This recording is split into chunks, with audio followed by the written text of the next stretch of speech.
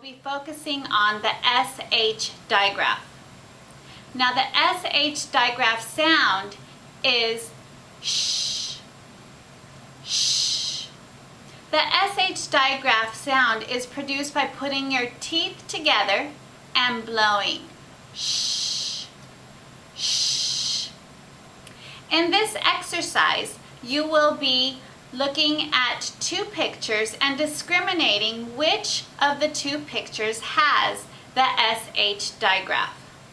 Now remember, the SH digraph can be at the beginning of the word, in the middle of the word, or at the end of the word. Let's begin with exercise 1. Bench, bench. Or B, dish, dish. Circle the picture that has the SH digraph.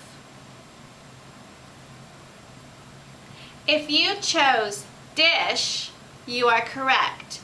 Dish has